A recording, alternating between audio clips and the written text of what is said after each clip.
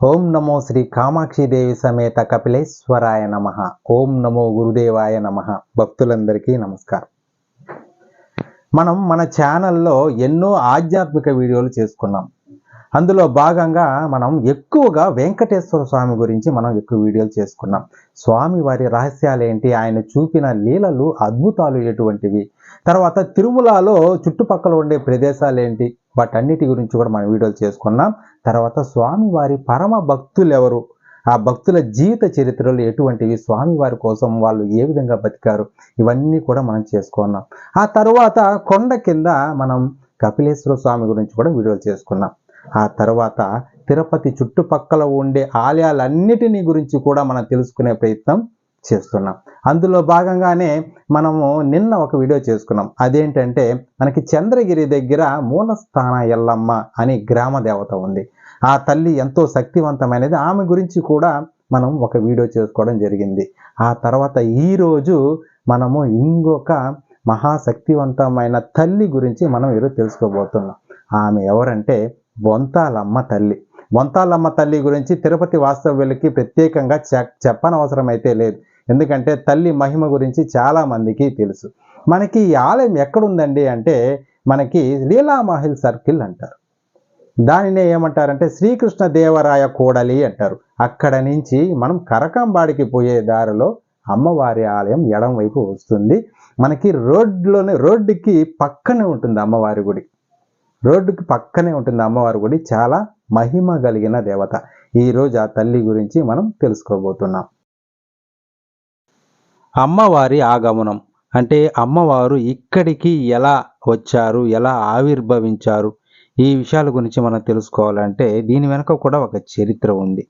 అదేంటంటే అమ్మవారు మేర్లమిట్ట అనే ప్రదేశంలో ఉండేవారు. ఈ మేర్లమిట్ట అనే ప్రదేశము చాలా అడవి లాంటి ప్రదేశం అన్నమాట. అక్కడ ఉండే ప్రజల్లో ఒక అతనికి అమ్మవారు కలలో కనపడ్డారు. కలలో కనపడి, నేను ఇక్కడ ఉండి చేయాల్సిన పనుల కంటే నేను ఇంకొక చోటికి వెళ్ళాల్సిన పరిస్థితి ఉంది, అక్కడికి వెళ్ళాలి, నా స్థానం అక్కడ నిర్ణయించబడింది, నేను అక్కడికి వెళ్ళాలి, నా కోసము అక్కడ 7 పల్లెల్లోని ప్రజలు నా కోసమై అక్కడ వేచి చూస్తున్నారు, వాళ్ళకి నేను అక్కడ ఉండడం చాలా అవసరం, కాబట్టి నన్ను ఇక్కడ నుంచి అక్కడికి తీసుకెళ్ళండి అని చెప్పి అమ్మవారు అతనికి కలలో చెప్పడం జరుగుతుంది.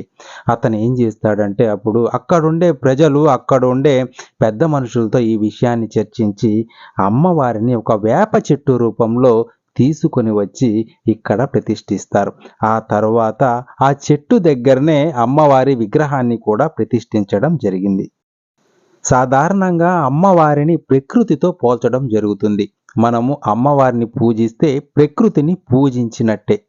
ఆ మామూలుగా చూసినారంటే ఏ గ్రామంలోనైనా అమ్మవారు ఊరికి చివర అంటే పొలిమేరల్లో అమ్మవారు కొలువై ఉంటారు. ఎందుకంటే గ్రామాల్లోకి ఎటువంటి దుష్ట శక్తులు ప్రవేశించకుండా గ్రామాల్లోని ప్రజలను రక్షించడానికి ఊరి పొలిమేరలో రక్షణ దేవతలుగా కొలువై ఉంటారు.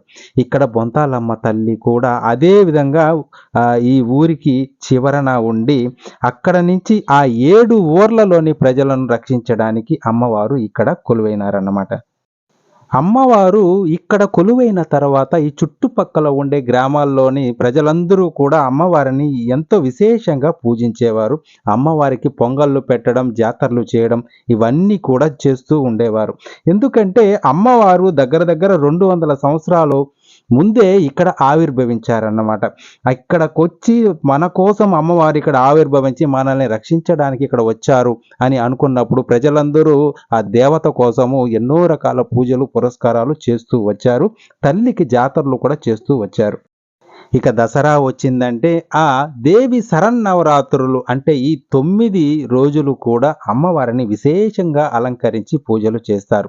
ఈ 9 రోజులు కూడా విశేషంగా హోమాలు అవి జరిపించి అమ్మవారిని ఎంతో బాగా పూజలు పురస్కారాలు చేసి అమ్మవారి కృపను పొందుతూ ఉంటారు ఇక్కడ భక్తులు.